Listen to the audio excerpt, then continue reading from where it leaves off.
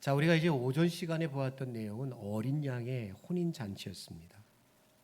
이런 어린 양의 혼인 잔치가 있다는 것을 우리에게 말씀해 주시는 이유가 있다고 봐요. 그야말로 마지막 종말의 결말은 이렇다라는 것이죠. 요즘 텔레비전에서 아주 인기에 방영하고 있는 드라마 포스터셋입니다. 제가 일부 예배 때는 좀 보여드린 기억이 나는데, 첫 번째가 우주 메리비, 두 번째가 태풍 상사, 세 번째가 뭐라고 했어요? 키스는 괜히 했나? 뭐 그건가? 뭐 그런 내용인데, 뭐 그냥 뻔한 드라마입니다. 드라마에 보면 항상 남녀 주인공이 다 나오죠. 이게 뭐 무거운 주제를 다루고 있는 게 아니라 남녀가 사랑을 하는데 수많은 역경이 있고 시련이 있지만 결국에는 해피엔딩이란 얘기예요. 제가 작가는 아니지만 보지 않아도 결말은 내릴 것 같아요.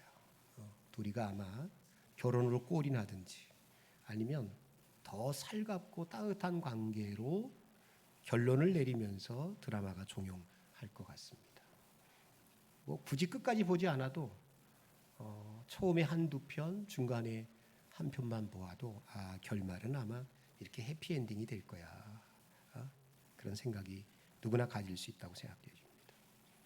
요한계시록의 끝은 해피엔딩입니다.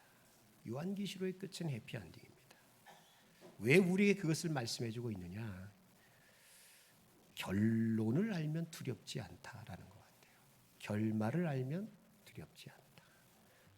여러분들의 마지막 결말이 신랑 되시는 예수님과의 혼인잔치임을 믿으시기 바랍니다. 그리고 새하늘과 새 땅에서, 새 예루살렘 교회죠. 새하늘과 새 땅에서 새 예루살렘 안에서 영원토록 영생을 누리며 산다는 것. 이게 여러분 요한계시록의 결말입니다. 그 결말을 우리에게 미리 보여주는 이유가 뭐냐? 두려워하지 말라는 얘기예요. 걱정하지 말아라.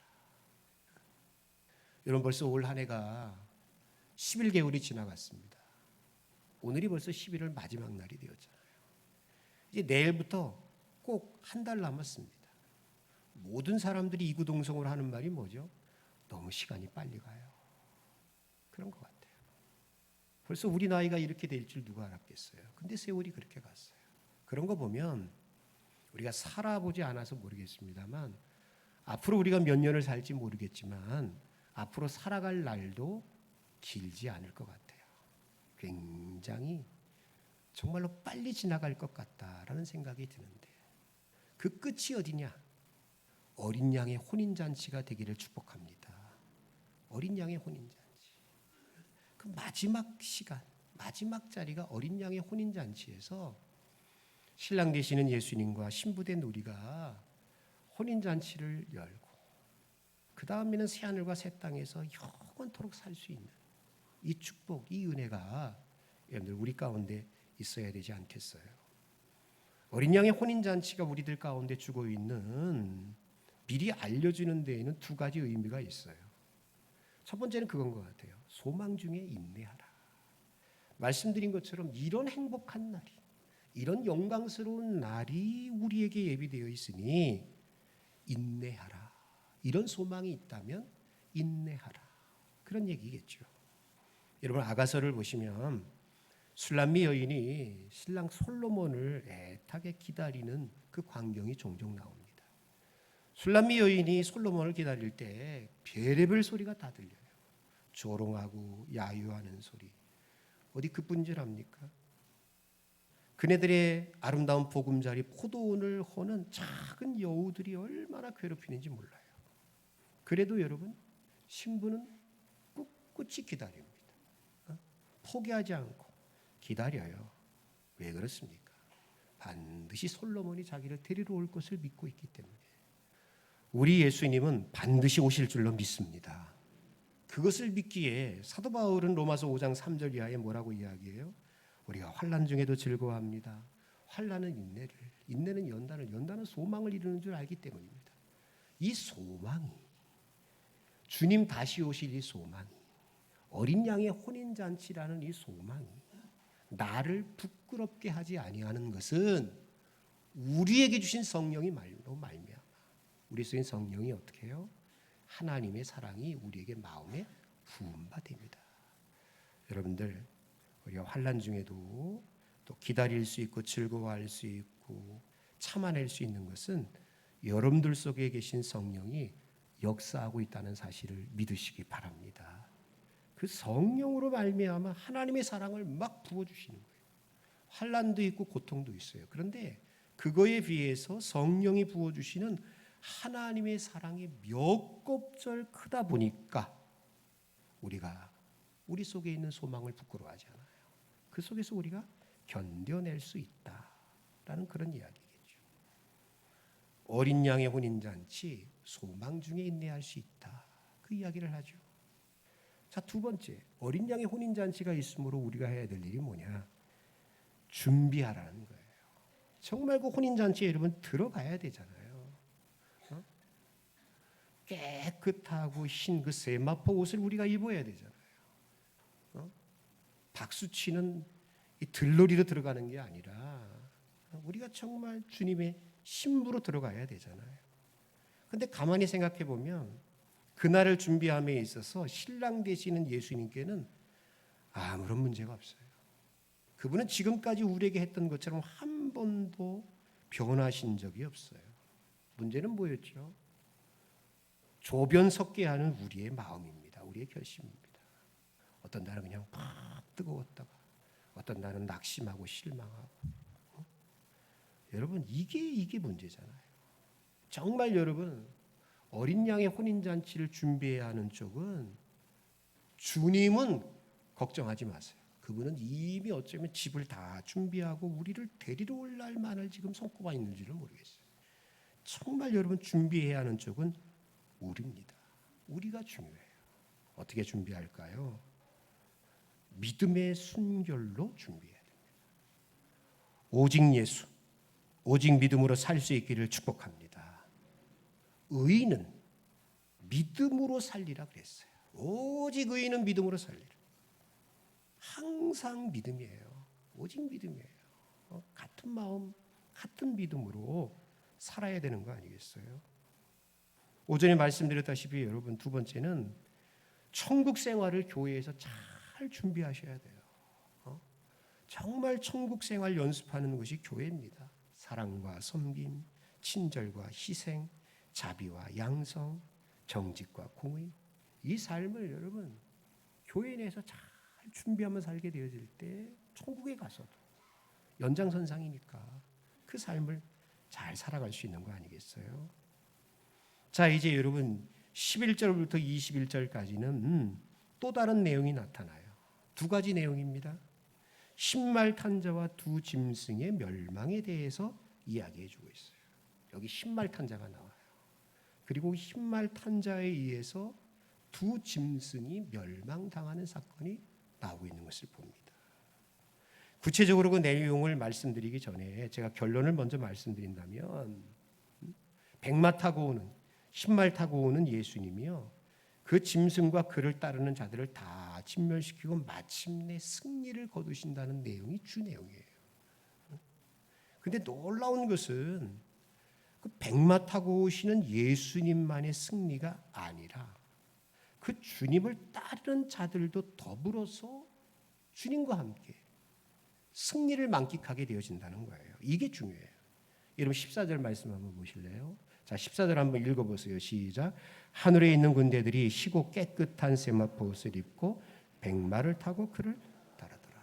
예수님만 백마를 탄 게 아니라 그를 따르는 하늘의 군대들도 희고 깨끗한 세마포 옷을 입고 주님을 따르고 있는 것을 봐요.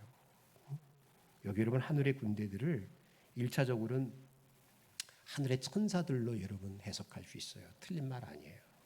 근데 요한계시록 전체의 흐름 속에서 보게 되어지면 여기 하늘의 군대는 누구냐? 성도들을 이야기해요.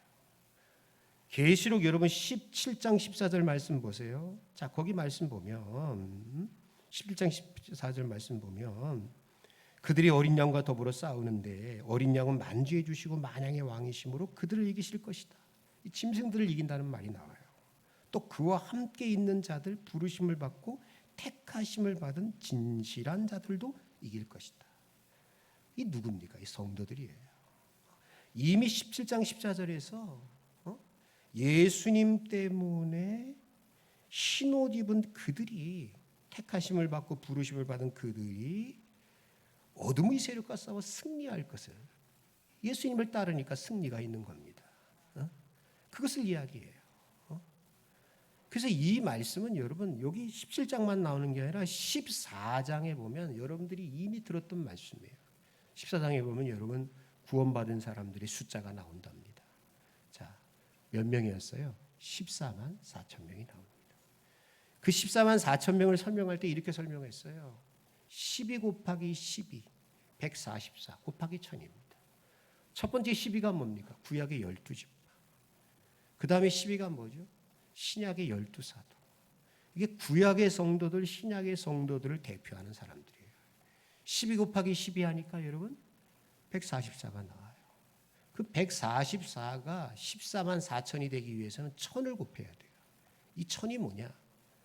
고대 이스라엘 구약시대 때 그 군인들을 셀 때 군대 단위가 여러분 1000입니다. 1000. 그러니까 24만 4천 명은 그냥 단순하게 구원받은 숫자, 상징적인 수입니다. 그 차원이 아니라 14만 4천 명은 구원받은 하나님의 백성인과 동시에 이들은 어떤 사람이냐? 하나님의 군대임을 이야기해요. 하나님의 군대라는 얘기예요. 그래서 하늘의 군대, 이건 천사들만을 이야기하는 게 아니라 구원받아서 이 땅에서 영적 싸움을 수행하는 하늘의 군사들, 하나님의 성도들, 십자가 군병들을 말해주고 있다는 얘기예요. 결국 무슨 말입니까? 우리 믿는 자들이 마지막 때에 예수 그리스도와 함께 영적인 싸움을 통해서 악한 세력들을 심판하는 이 전쟁 사역에 동참하게 된다는 것을 이야기해 주고 있어요. 여러분, 지금도 저와 여러분들은요, 그냥 사는 게 아니라 하루 먹고 살고 뭐 그런 게 아니라 우리가 잊지 말아야 될 것이 뭡니까? 지금 우리 가운데는 영적인 싸움이 있음을 믿으시기 바랍니다. 지금 영적인 싸움이 있어요. 이때 아주 유의해야 될 것이 있어요. 오늘 본문에서 그 얘기를 하고 있어요.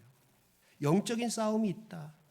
그럼 우리가 이 영적인 싸움에서 이기고 승리하기 위해서는 필요한 것이 있음을 이야기해요. 승리의 비결, 승리의 무기를 우리에게 이야기해요. 오늘 본문의 핵심이 그걸 것 같아요.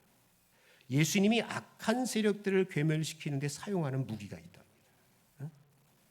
그 무기가 우리들에게도 절대적으로 필요한 것을 말씀해주고 있다는 거예요. 자, 여러분 그걸 우리가 이제 문맥을 쫓아서 내려가다 보면 여러분들이 발견할 수 있을 거예요. 자, 먼저 여러분 11절 말씀을 한번 보실래요? 자, 11절 말씀 한번 같이 읽습니다. 시작. 또 내가 하늘이 열리는 것을 보니 보라 백마와 그것을 탄 자가 있으니 그 이름은 충신과 진실이라 그가 공의로 심판하며 싸우더라. 백마 탄 자가 누구냐? 승리자 예수님이십니다. 고대 사회 속에서 백마가 뜻하는 것, 흰색이 뜻하는 것은 승리를 뜻했습니다. 그래서 여러분 로마의 장군들이 전쟁에 나가서 승리하고 돌아올 때는 백마를 타고 입성할 때가 많았어요. 백마 타고 들어오는 것만 봐도 사람들 아는 거예요.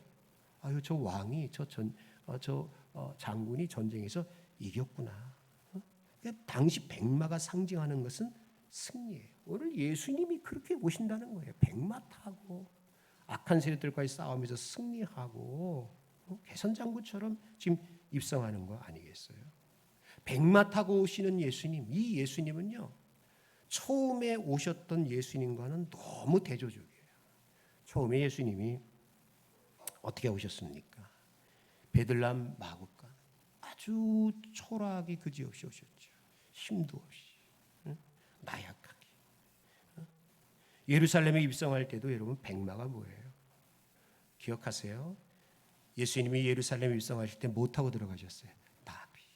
나귀 새끼 타고 들어갔어요. 온유와 겸손, 섬김을 상징하는 나귀를 타고 들어가셨는데 재림주 예수님은 아니라는 얘기예요. 나귀가 아닙니다. 백마 타고 오신다는 거예요.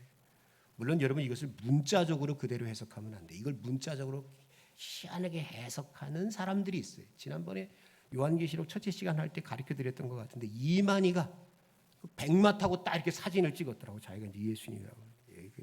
그런 식으로 여러분 이거를 해석하면 안 돼요. 다만 오실 예수님은 위풍당당 로마의 개선 장군처럼 승리의 주 만왕의 왕으로 오신다는 것을 이야기해 주고 있어요. 오셔서 뭐 하느냐? 그 이름은 충심과 진실이라. 그가 공의로 심판하며 싸우신다라고 이야기해요. 그 이름이 충실과 충신과 진실이다라고 말하고 있어요. 예수님이 이렇다라는 것은 단순히 예수님의 이름은요 호칭으로만 끝나는 것은 아닙니다. 우리의 이름은 그냥 물론 우리 이름 속에 뜻이 내재되어 있는 것은 맞습니다만 우리 이름은 되게 호칭으로 끝날 때가 많이 있죠. 그런데 예수님의 이름은 그 이름 속에 인격과 성품이 담겨져 있어요. 그 이름은 충신과 진실이다. 같은 말이 반복되고 있는 거예요. 예수님은 어떤 분이냐? 신실하신 분이다라는 걸 이야기해요. 말씀하신 것을 지키시는 예수님, 말씀대로 행하시는 분, 그분이 예수님이라는 얘기예요. 특히 그 신실하심은 어디에서 나타나느냐? 그 다음에 그가 공의로 심판할 것이다. 신실하신 분이기에 공의의 심판이 가능하다는 얘기예요.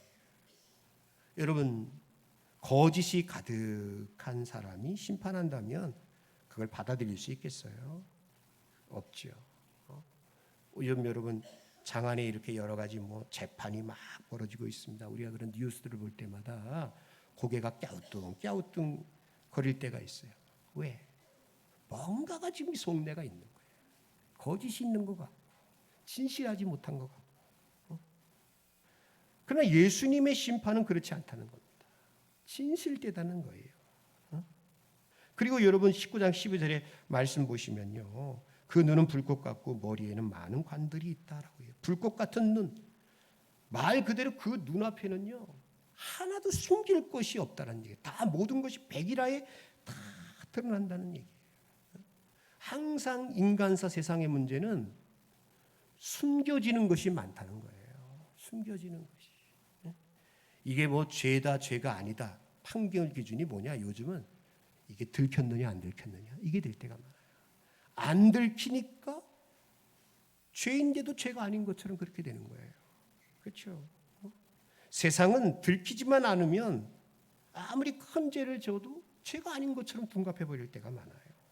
양심도 도리도 없다는 것이죠. 그러나 여러분 주님 앞에 설 때는 우린 반푼업지도 없어요. 불꽃 같은 눈으로 우리를 지켜보셨던 주님이시기에 머리털끝만한 죄까지도 다 숨겨지지 않고 몽땅 다 드러난다. 그것으로 주님이 심판하시겠다. 그 말씀을 하고 있는 거 아니겠어요? 머리에 많은 관을 쓰셨다고 그랬어요. 요한계시록을 보면 이 면류관 관이 2개가 나온답니다. 첫 번째는 스테파너스의 월계관이에요. 승리한 사람들에게 주는 관이에요. 두 번째 관은 디아데마예요. 디아데마. 여기 나오는 게 왕권, 주권을 상징하는 면류관이에요. 여기 지금 머리에 많은 관은 디아데마입니다. 예수님이 오시는데 만왕의 왕, 19장 16절에 나옵니다. 만왕의 왕, 만주의 주로 오시기 때문에 머리에 많은 관을 쓰시게 되었다라고 이야기해요. 13절 말씀 보니까 그가 입고 온 옷을 이야기해요. 백마를 타고 오시는 그분이요. 13절 말씀 보니까 그가 피 뿌린 옷을 입게 되어졌다. 그런데 그 이름을 하나님의 말씀이라 칭하더라. 피 뿌린 옷. 옷 전체에 여러분 선열이 낭자한 모습이에요. 옷을 입고 들어오는데 백마를 탔는데 그 입으신 옷이요. 붉은 피로 아주 이렇게 그냥 가득한 그 옷을 입고 오는 거예요. 이게 뭘 뜻하는 거예요? 영적 전쟁이 그렇게 치열했음을 이야기하는 거예요.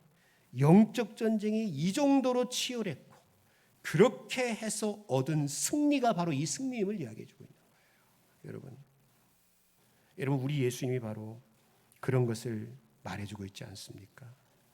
여러분, 우리가 그냥 붉은 용과 짐승으로부터 그냥 벗어나게 된 것이 아니에요. 우리의 승리가 그냥 있게 되어진 것이 아니에요. 이 승리, 이 구원, 이 혼인잔치 어떻게 얻게 되어진 겁니까? 예수님이 십자가에서 온몸을 다 찢기시고 물 한 방울까지도 다 쏟아부으시고 남기지 않고 온몸의 피를 다 쏟으셨기 때문에, 그 희생이 있었기 때문에 우리의 구원이 있었던 거 아닙니까?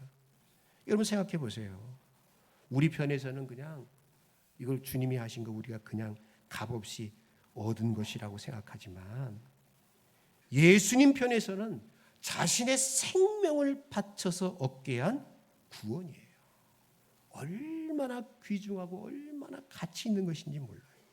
그 어떤 것으로도 대처할 수 없고 바꿀 수 없는 것이 주님이 이루신 구원의 은혜인 줄로 믿습니다. 그걸 우리가 받은 거예요. 그것을 우리가 얻게 되어졌다. 그래서 그분이 선열이 낭자한 옷을 입고 들어온다는 것, 이 영적인 전쟁에서 얼마나 주님이 피 흘려 싸우셨는가에 대해서, 그 가치가 얼마나 고귀한 것인지에 대해서 우리에게 말씀해 주고 있다라는 것이죠.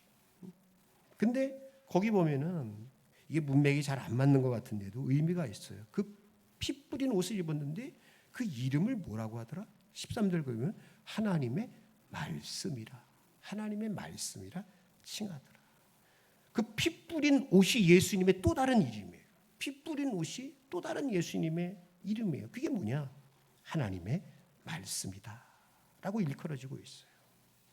예수님이 하나님의 말씀이다. 요한복음에서 우리가 그것을 언뜻 본듯합니다. 요한복음 1장 1절 보세요. 태초에 말씀이 계시니라. 이 말씀은 하나님과 함께 계셨으니 이 말씀은 곧 하나님이시다.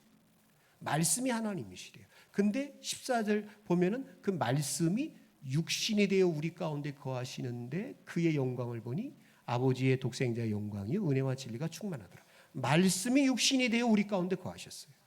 그분이 예수님이신 줄로 믿습니다. 말씀이셨던 그 예수님이 우리에게 오셨어요. 그래서 여러분, 이 요한복음 1장에서 나오고 있는 말씀이신 예수님은 예수님의 존재를 나타내는 어떤 계시적 성격이 굉장히 강해요. 근데 여기서 말씀하고 여기서 말하고 있는 그 말씀은 좀 성격이 달라요. 백마를 타신 예수님이 말씀이다라고 할 때, 이 백마가 여러분 어떤 백마고 어떤 예수님입니까? 영적 싸움에서 사탄과 짐승을 다 여러분 진멸시킨 승리하신 예수님이시잖아요. 그러니까 이 백마를 타신 예수님은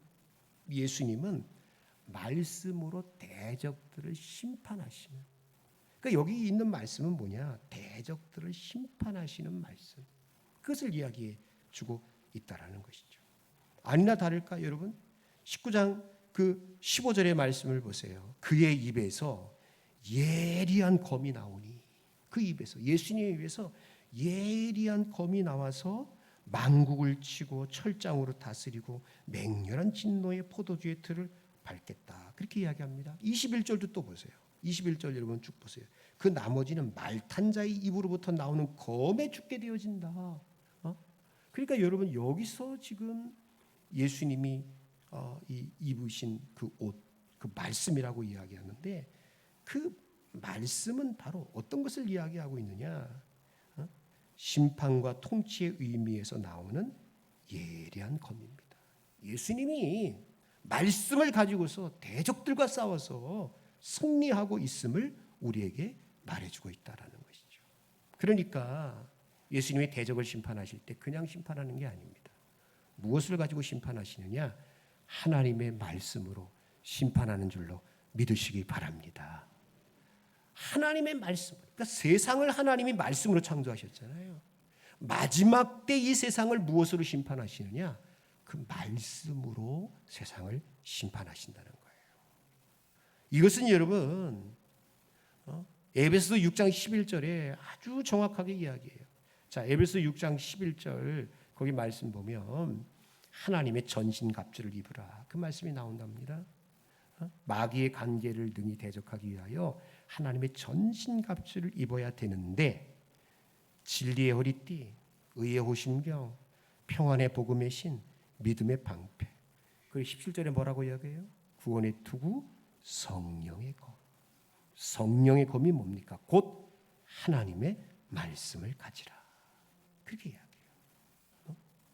결국 예수님이 악한 세력들과의 싸움에서 승리할 수 있었던 것은 무엇이냐? 대답해 보세요. 무엇으로 이겼다? 하나님의 말씀. 말씀으로 이겼음을 이야기합니다. 19장 19절 보세요. 짐승과 땅의 임금들 그의 군대들이 다 모여서 그 말탄 자와 그의 군대와 더불어 전쟁을 일으키는데 짐승, 땅의 임금들, 짐승의 표를 받은 군대들, 예수님과 그를 따르는 우리들과 전쟁이 있게 되어진다는 얘기예요. 자, 전쟁이 있으나 짐승이 잡히고 그 앞에서 표적을 행하던 거짓 선지자들도 다 잡히게 되어지는데 이는 짐승의 표를 받고 그의 우상에 경배하던 자들을 표적으로 미혹하던 자인데 이 둘이 다 산채로 전쟁에서 패하는 겁니다. 마지막 전쟁. 이 둘이 다 산채로 유황 불 붙는 못에 던져지게 되어진다. 다시 한번 이야기해요. 21절에 보세요. 이 화면에 없는데 자 눈으로 보세요. 그 나머지는 말탄 자의 예수님 말 타신 분이잖아요. 그 말탄 자의 입으로부터 나오는 무엇의 검? 말씀에 의해서 다 죽게 되어진다. 결국 예수님의 승리는 어디에 있었느냐? 하나님의 말씀에 있었음을 이야기해 주고 있습니다. 여기 보면은 여러분 거기 불 붙는 못이라고 그랬잖아요. 이게 불과 유황의 호수를 이야기해요. 우리가 흔히 말하는 아마 지옥을 뜻하는 겁니다. 그 속에 떨어지게 되어진다. 짐승도 용도 거짓 선지자들도 결국에는 다 그 짐승의 표를 받은 사람들이 다 이곳에 떨어지게 되어진다라고 이야기해요. 그래서 우리에게 이야기하고 있는 것이 뭐냐? 우리에게 승리의 비결을 가르쳐주고 있습니다. 백마 타고 오시는 예수님을 통해서 우리가 승리할 수 있는데 결론입니다. 승리의 비결은 두 번째입니다. 첫 번째는 뭡니까? 피에 적신 옷이에요. 피에 적신 옷. 뭘까요? 예수님의 보혈입니다. 예수님의 보혈이에요. 예수님의 보혈로 이길 수 있다는 얘기예요. 두 번째는 뭐냐? 예리한 말씀의 검이에요. 우리들 가운데 예리한 말씀의 검이 있을 때에 승리할 수 있어요. 마지막 날에 이루어질 승리는 지금도 영적 싸움을 수행해야 하는 우리들 가운데 굉장히 큰 도전점, 시사점을 주고 있어요. 저와 여러분들이 지금도 영적 싸움이 있다는 것을 부인할 수 있는 사람은 한 사람도 없습니다. 우리는 지금도 싸움 중에 있어요. 이 영적 싸움을 우리가 어떻게 승리할 수 있느냐? 그건 예수님의 영적 전쟁 승리를 통하여서 우리가 인사이트를 받을 수 있어요. 뭡니까? 보혈이에요. 보혈. 예수님의 보혈. 여러분 우리가 죄를 안 지어서 하나님의 자녀가 되고 천국에 가는 것은 아니잖아요. 여러분들 기억하십시다. 우리가 그만한 자격이 있어서 천국 가는 것이 아니라 우리가 천국 갈 수 있는 것은 예수님의 보혈 때문인 줄로 믿습니다. 그 보혈이요 내 죄를 덮는 거예요. 이게 성경이 말씀하고 있는 진리예요. 세상에 아무리 화려한 옷과 보석으로 나를 치장한다 하여도 우리 죄는 절대로 숨길 수 없어요. 사람들은 숨길 수 있겠지. 사람들에게는. 그런데 아까도 얘기했잖아요. 그 불꽃 같은 눈으로 지켜보시는 주님 앞에 백일하에 다 드러내요. 내 몸을 불사르는 헌신과 사랑과 희생이 있다 해도 우리 죄는 여러분 절대로 상쇄될 수 없어요. 우리 속에 있는 그 죄의 본성을 없앨 수는 없어요. 이 죄는 여러분 어떻게 가려질 수 있고 어떻게 씻음받을 수 있느냐? 오직 방법은 하나예요. 주의 보혈이 덮는 거예요. 주님의 보혈이 나의 죄를 덮을 때 여러분 그 속에 씻음이 있고 용서가 있어요. 흥건히 젖은 그 예수님의 그 옷자락이 보혈로 적셔진 그 옷자락이 나를 덮는 겁니다. 여러분들, 천국은 죄 안 짓는 사람이 가는 게 아니에요. 크든 작든 간에 정도의 차이는 있을지 모르지만 여러분들 천국 가는 그날까지 여러분들 다 죄는 아마 지을 수밖에 없을 거예요. 물론 일부러는 안 지을지 모르지만. 근데 우리가 천국 갈 수 있는 비결은 하나입니다. 예수님의 보혈이 나를 덮으면, 그것을 여러분들이 믿으시면 여러분들 다 천국에서 만나게 될 줄로 믿으시기 바랍니다. 그래서 뭐라고 그래요? 보혈은 능력이라고 그래요. 그래서 보혈은 능력이에요. 주의 보혈 능력이 또다. 주의 피 믿으오. 나의 죄를 씻기는 뭐밖에 없다? 예수의 피밖에 없네. 성경은 그것을 이야기해주고 있는 겁니다. 또 하나는 여러분, 말씀이에요. 말씀. 주님의 입에서 나오는 그 예리한 검, 이게 여러분 승리의 비결이에요. 이건 장식용 칼이 아니에요, 여러분. 어떤 분들 그 군에서 장교로 제대하신 분들은 집에 가면 이렇게 액자에 이렇게 딱 그 의장대 칼 같은 거 이렇게 딱 걸어놓는 거 봤어요. 장식용이죠. 근데 우리가 가지고 있는 검, 성령의 검, 말씀의 검은요, 장식용 칼이 아닙니다. 사탄의 심장을 찌를 수 있는 살아있는 검이 우리가 가지고 있는 말씀의 검이 돼야 되는 거예요. 정말 우리에게 필요한 것이 뭐냐? 이 칼날이 무뎌지면 안 돼요. 이게 문제예요. 우리에게 칼날이 무뎌지면 안 되는데, 이번에도 우리가 이제 교회에서 김장을 하는데, 김장하기 전에 우리 김낙균 집사님이 보니까 하루 전날인가 이렇게 그 부싯돌에다가 칼을 아주 열심히 갈더라고요. 우리 김낙균 집사님은 칼 가는 장사에서도 잘 됐을 것 같아요. 칼은 아주 기똥차게 잘 가요. 칼이 얼마나 잘 드는지. 주방에서 식사 준비하는 분들이 가끔씩 집사님께 부탁하잖아요. 칼 좀 갈아달라고. 칼이 잘 들지 않으면 이게 몇 배로 힘이 들어요. 칼이 잘 드니까 그냥 팔뚝만한 무 같은 거 그냥 툭 내려주니까 쫙쫙 갈라지더라고요. 여러분, 칼이 안 들어보세요. 잘못하다가는 안 드는 칼을 사용하다가 자기가 다칠 때가 많아요. 말씀은 검이라고 했어요. 칼이라고 했어요.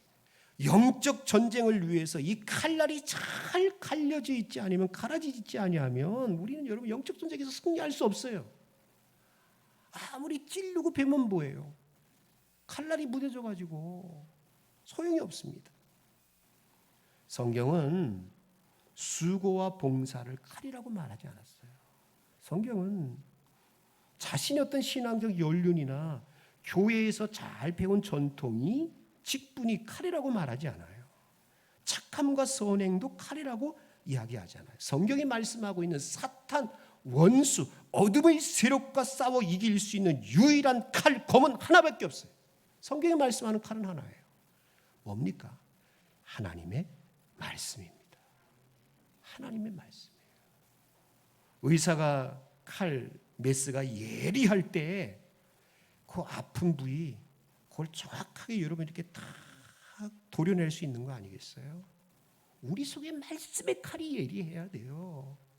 그래야만이 우리 안에 오랫동안 내재되어 있는 이 죄악의 쓴뿌리들, 불순종, 교만, 원망, 불평, 이런 것들을 여러분 쇳덩어리를 다 말씀의 칼로 오려내는 거 아니겠어요? 여러분들 속에 말씀의 칼이 살아있기를 주님의 이름으로 축원합니다. 어떻게 하시겠어요?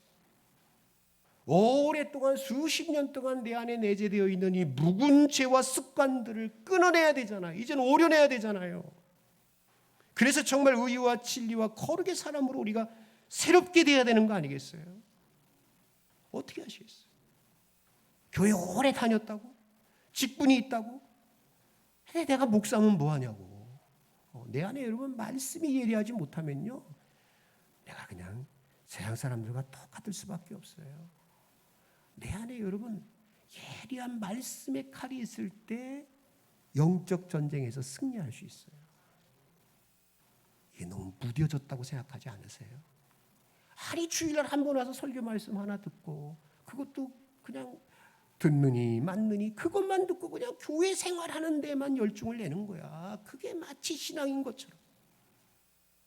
그러니까 내 안에 있는 죄와 싸울 때 사단의 어둠의 세력의 시험과 유혹 앞에 여지없이 나가 떨어져 버리는 거예요. 인간적으로 대항을 하는 거예요. 혈기로 싸우려고 그래요. 치는 거예요. 정말 여러분 우리들 가운데 승리는 어디에 있느냐? 오늘 주님이 이야기하고 있는 거예요. 예수님의 마지막 승리를 통하여서 그가 갖고 있는 예리한 칼, 검을 통해서 우리에게 말씀해주고 있는 거예요. 우리들도 그 예리한 검이 있어야지만 승리할 수 있음을 이야기해요.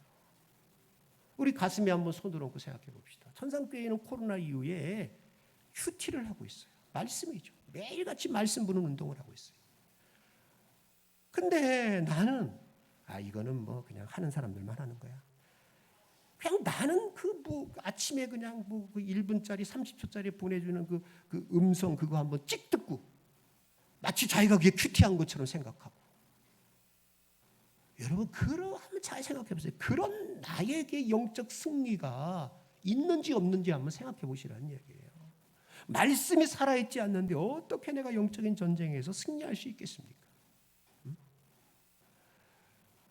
제가 아까 우리 목자들 모아놓고서도 이제 이야기를 좀 했습니다. 코로나 이후에요. 이게 딱 교회가 나눠졌어요. 정말 우리가 어려운 시대를 살아가요. 코로나 이후에 제 방에 그 책도 있는데 부흥하는 교회, 쇠퇴하는 교회가 딱 나눠졌어요. 코로나 이후에. 그 부흥하는 교회의 가장 중요한 이유가 있었어요. 뭐냐? 예배와 말씀, 기도였어요. 이게 교회의 본질 아니에요? 모이지 못했습니다. 그렇지만 그 모든 성도들이 정말로 집에서 말씀 보고 기도하고 모일 수 있을 때 최대한 모여서 예배했던 교회는 코로나 이후에도 부흥했대요. 근데 코로나 때문에 뭘 방역수칙 지켜야지, 왜 모이지 마, 왜 이렇게 말 안 들어? 여러분 그랬던 교회들 그냥 말씀 기도 다 멀리하고 그냥 방역에만 열심히 했던 교회들은요 다 쇠퇴했어요. 제가 통계로 보고 한 이야기예요. 또 하나 부흥하는 교회들이 어떤 교회냐? 그 소그룹에서 있잖아요. 말씀을 가지고서 철저하게 자신들의 삶을 나누는 교회들은 소그룹이 부흥하면서 교회 전체가 부흥돼요. 여러분 소그룹이라는 것은 그냥 모여가지고 일주일 동안 어떻게 살았어? 나 오늘 직장에서 이런 일이 있어서 커피 한 잔 마시고 잘합시다. 이게 소그룹이 아니에요. 여러분 그 진짜 잘못하고 있는 거예요. 그렇게 하고 있다면 회개하세요. 진짜 소그룹은 뭐예요? 하나님의 말씀을 다 읽고 묵상하면서 그 말씀 안에서 서로를 나누는 거예요. 말씀 앞에 자기를 비추어 보고 제가 이 말씀 앞에 이런 은혜를 받았습니다. 제가 이 말씀 앞에 이렇게 순종하려고 하니까 이런 어려움이 있었습니다. 기도해 주세요. 이 말씀 앞에 살려고 제가 이렇게 노력했습니다. 그냥 삶의 교제가 아니라 말씀을 나누는 영적인 교제가 있는 교회들은 부흥했어요. 살아있었어요. 여기가 갈라지는 거예요. 지금 우리 목장을 생각해 보세요. 우리 남전도회를 한번 생각해 보세요. 그런 교제가 있는지 없는지, 그런 정말 진정한 말씀 앞에 우리가 나누는 교제가 있는지 없는지 한번 생각해 보세요. 이것이 없다면 여러분 우리 정말 뭔가를 좀 잘못하고 있는 거예요. 왜? 하나님은 우리에게 사탄의 심장을 찌를 수 있는 유일한 무기 하나를 주셨답니다. 그게 뭡니까? 말씀입니다. 말씀이 살아있는 목장과 선산교회가 될 수 있기를 주님의 이름으로 축원합니다. 그래서 저는 내년에 목회 계획을 세움에 있어서 저는 정말로 이거를 강조하려고 그래요. 말씀 보자, 읽자, 묵상하자. 모이면 말씀 가지고 나누고 그 말씀 안에서 교제하고 말씀 안에서 소통하는, 이게 여러분 어린아이서부터 쭉 하니 어른들까지 다 되어질 때 여러분 그 교회가 소망이 있고 그 교회를 통하여서 마지막 날에 하나님의 승리를 경험케 해 주실 줄로 믿습니다. 저는 천산교회가 그런 교회가 되었으면 좋겠습니다. 자, 그래서 여러분 우리가 다짐하는 마음으로 이것을 하고 외치고 마쳤으면 좋겠습니다. 자, 읽습니다. 시작. 이쪽 줄만 하세요. 이쪽 줄 끝에 줄 여기. 자, 청년들 시작. 하고 있는 사람들은 아멘. 오케이. 자, 이 둘째 줄 해보세요. 시작. 하고 있는 분들 아멘. 아멘. 이 청년들 학생들은 잘해요. 이쪽 두 줄 한꺼번에 하세요. 한꺼번에. 왜 두 줄 한꺼번에 시키냐? 안 하는 사람들만 여기 있는 것 같아서 내가 시키는. 자, 두 줄만 시작. 아멘입니다. 아유, 그냥 내가 이야기한 김에 다 합시다. 나 참 속상해요. 남전도에는요 큐티책을 신청도 안 해요. 이게 말이 돼요? 예? 그럼 무슨 뜻이에요? 안 하겠다는 거예요. 자기들은 안 한대, 못 한대, 바빠서 못 한대. 목사님 새벽별 보고 나갔다가 새벽에 들어오는데 저녁에 나오는데 에이, 거짓말하지 마세요. 정말 집에 들어와서 밥 먹고 10분도 안 됩니까? 근데 책도 안 사요. 교회는 끊임없이 다음 세대부터 어른들까지 몽땅 큐티합시다 그러는데 남전도에는 책도 안 사요. 그러면서 뭐 이렇게 교회를 세워 나가겠다. 이거는 뭔가 우리가 크게 잘못하고 있는 거예요. 내년부터는 여러분 다 그런 거 내려놓으셔야 됩니다. 무조건. 하여튼간에 밥은 못 먹어도 하나님 말씀 붙들고 살아야 되겠다. 말씀이 살아야 영원히 삽니다. 큐티하는 교회, 말씀의 검을 장착할 수 있는 능력 있는 천산교회 될 수 있기를 주님의 이름으로 간절히 축원합니다. 자, 옆에 계신 분들과 인사합니다. 우리 큐티하면서 합시다. 인사하세요. 안 하기만 해봐라. 그냥. 자, 우리 마지막 찬양 할 거고요. 마지막 찬양하기 전에 찬양단이 좀 나오셔서 같이 마지막 찬양 주님 다시 오실 때까지 마지막 찬양하고서 오늘은 좀 기도를 좀 하고 돌아가셨으면 좋을 것 같아요. 자, 특별히 제가 환자들 때문에 요즘 뭐 저도 새벽에 정말 기도 많이 해요. 환자들이 최근 한 2개월 들어서면서 환자들이 많아졌어요. 이게 만만치 않은 환자들이 많아졌어요. 자, 제가 이야기를 좀 해드릴게요. 우리 김진호 집사 같은 경우에는 일단은 그 형님의 백혈구가 몸속에 잘 생착이 되어졌어요. 그래서 골수 검사를 해보니까 이게 부작용 없이 그냥 잘 들어왔는데 그래서 다시 백혈병이 발병할 가능성은 굉장히 낮대요. 참 감사한 일이죠. 재발 그 여지는 굉장히 낮다. 근데 어떤 문제가 있냐면 그것이 생착되어지는 과정 속에서 나타나는 부작용들이 있었어요. 축농증이 나타났어요. 이건 이제 수술을 해야 되는 입장이에요. 축농증. 그리고 신장 기능이 나빠졌어요. 이거는 이제 그래서 치료가 필요해요. 그래서 우리 김진호 집사님 위해서 기도해 주셔야 되고, 박은자 권사님은 지금 이제 항암 치료를 한 번 받고 어제 통화가 안 됐어요. 안 받으시더라고요. 그래서 이제 또 그 과정을 또 가셔야 돼요. 박은자 권사님, 그렇죠? 식도암이잖아요. 또 우리 박용옥 권사님도 이제 또 이 과정이 있어요. 7번 수술을 받았잖아요. 그러니까 또 수술을 받는다는 건 굉장히 박 권사님에게는 어려운 일이에요. 근데 이미 대장 쪽에 그 육종암이잖아요. 이게 지금 자리를 잡고 있어요. 이게 커지지 않아야 돼요. 그래서 기도해 주셔야 돼요. 그 다음에 우리 송춘희 권사님 돌아가신 그 남편 박문기, 교회는 나오지 않고 있지만 이분 역시도 지금 암이셔요. 그분이 박문기. 네? 그래서 어쩌면은 이분은 송춘희 권사님보다 더 심해요. 암이. 그래서 우리 박문기 우리 송춘희 권사님 남편을 위해서 기도해 줘야 되고, 그 다음에 우리 주은혜 집사, 우리 상두 엄마, 주은혜 집사도 계속해서 지금 유방암이잖아요. 이게 지금 뼈까지 전이가 된 상황이에요. 거기 위해서 또 기도해 주셔야 돼요. 자, 그리고 이제 우리 송년일 집사님이 여기 본인이 계셔서 참 송구합니다만, 이제 내일 아산병원에 입원을 해서 폐 한쪽에 이게 그 심장약을 먹게 되어지는 분들에게 나타나는 부작용의 현상 중에 하나라고 해요. 이 폐 한쪽 3분의 1을 지금 절개하셔야 돼요. 이제 송년일 집사님, 이제 여러분들 특별히 내일 입원해서 모래 수술을 합니다. 송 집사님 위해서 기도해 주셔야 되고, 또 교회 우리 성도들의 가족들 중에서 좀 어려움을 당하신 분들이 있어요. 우리 유은자 권사님 아들이 지난번에 뇌경색으로 쓰러졌어요. 유춘자 권사님, 죄송합니다. 유춘자 권사님, 그 유은자 권사님 아니고 유춘자 권사님 그 아들이 쓰러졌는데, 인하대병원에 가가지고 이렇게 조치를 잘해서, 그때는 걷지도 못하고 말도 못했는데 이제는 걷고 말을 할 수 있어요. 근데 이 한쪽 눈 시야가 완전하게 회복이 안 됐어요. 그러니까 우리 유춘자 권사님 그 아들을 위해서 또 기도해 주셔야 돼요.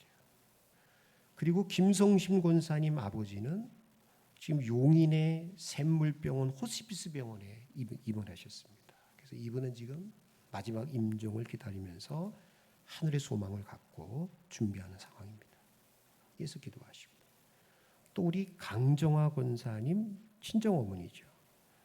이분도 이렇게 그 뇌경색 뇌출혈로 쓰러지셔가지고 지금 사랑병원에 반쪽이 마비가 왔어요.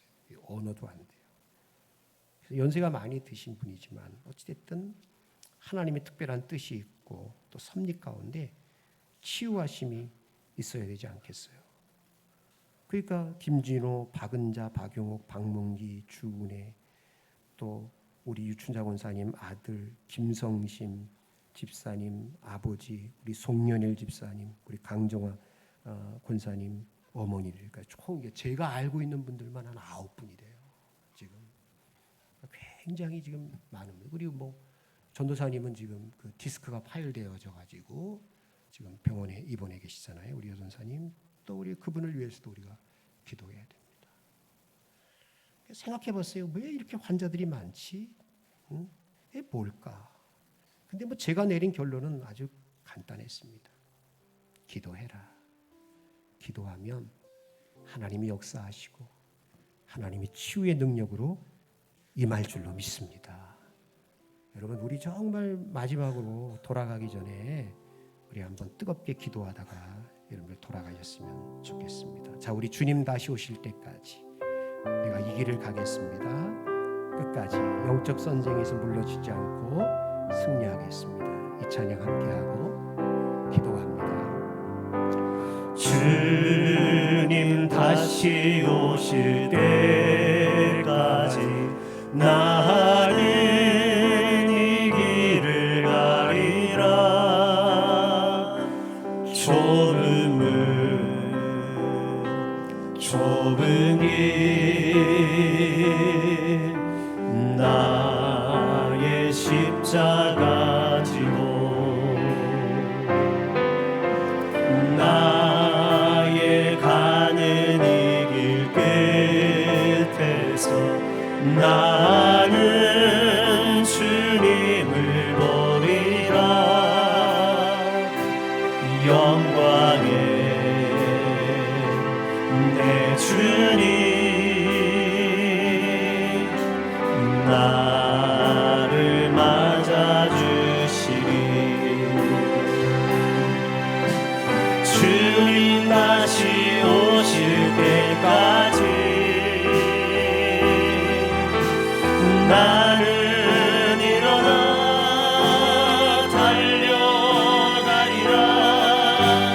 주의 영광 온 땅 덮을 때 나는 일어나 노래하리. 내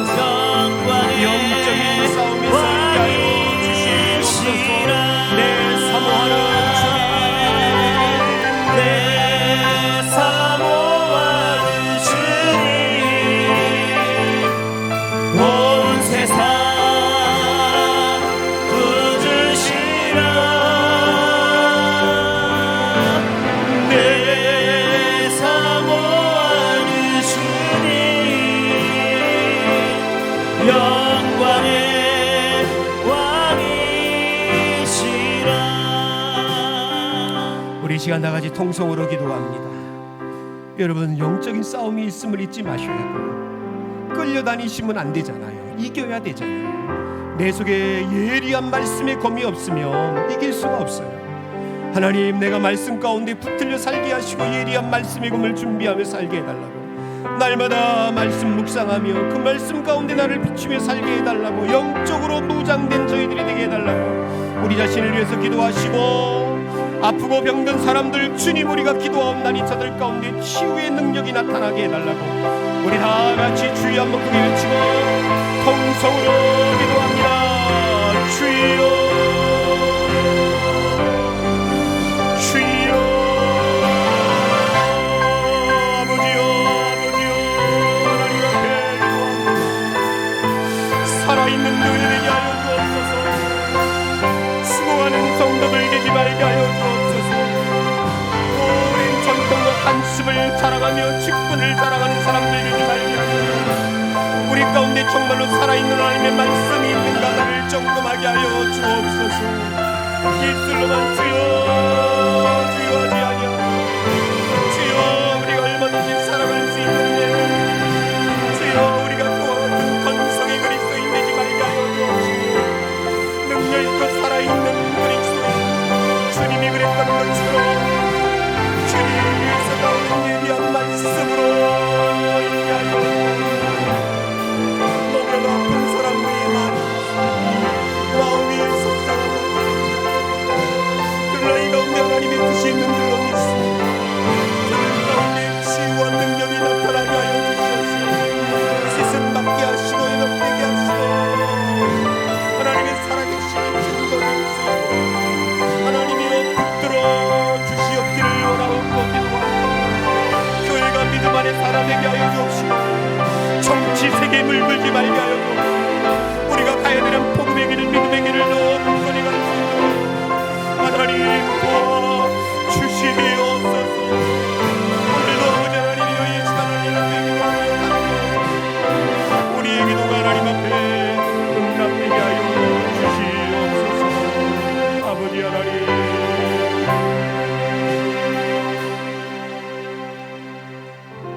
살아계신 아버지 하나님, 우리 가운데는 정말로 예수를 너무나도 오랫동안 믿어온 사람들이 여기 앉아 있습니다. 우리의 신앙의 연조가 우리의 자랑이 되지 않게 하여 주옵소서. 내가 가지고 있는 신앙의 직분으로 아버지 하나님이여 영적인 싸움에서 승리할 수 있는 보장이 없다는 것을 알게 하사 오늘도 기도합니다. 내 안에 예리한 말씀의 검이 살아있게 하여 주옵소서. 말씀의 교회 되게 하여 주옵소서. 목사는 목사답게, 장로님들은 장로님답게 정말로 양무리들을 이끌어갈 만한 말씀의 인도자들이 되게 하여 주시옵소서. 저들 속에 말씀이 살아있게 하여 주셔서 온 성도들을 하나님의 원하시는 푸른 초장으로 인도할 수 있도록 부족한 종과 우리 장로님들 가운데 영감의 칠배를 도하여 주시옵소서. 우리 가운데 자라고 있는 우리 자녀들이 있습니다. 어렸을 때부터 영적인 싸움에서 패하는 아이들이 되지 말게 하여 주옵시며 말씀으로 잘 훈련받아서 이기며 승리하며 마침내 승리의 관을 쓰고 어린 양 혼인잔치에 참여할 수 있는 우리의 다음 세대들이 다 되게 하여 주시옵소서. 아버지 하나님, 특별히 우리 가운데 아픈 분들을 위하여 기도합니다. 너무나 많은 분들이 아파하며 고통 가운데 있습니다. 마음이 너무나도 힘들고 애통하는 마음 금할 길 없습니다. 그러나 하나님 아버지, 우리 가운데 이런 환자들을 주셨을 때에는 우리가 알지 못하는 하나님의 특별한 뜻과 하나님의 역사가 있는 줄로 믿사오니 주님 기도합니다. 저들을 고쳐주시고 저들을 치유하여 주시고 저들을 낫게 하여 주시옵소서. 하나님의 능력과 기적과 능력이 지금도 나타나고 있다는 것이 우리들 가운데 간증이 많아지게 하여 주옵시며 하나님 아버지, 우리들 모두가 하나님 앞에 영광 돌리며 찬양할 수 있도록 하나님이 역사하여 주시옵소서. 1000번째 예물 드린 김윤찬 집사님 기억하여 주시고 하나님의 사랑이 그 가운데 있게 하여 주시고 돌아갑니다. 한 주간 동안 살아낼 수 있는 믿음과 은혜를 우리에게 허락하여 주시옵소서. 감사드리고 지금은 예수 그리스도의 은혜와 하나님 아버지의 사랑과 성령님 역사 위로 충만케 하심이 오늘도 예리한 말씀의 검 다시 한번 장착하며 말씀대로 살아갈 것을 결단하는 천산의 온 가족들 위에 이제로부터 영원토록 함께 계실지어다. 아멘.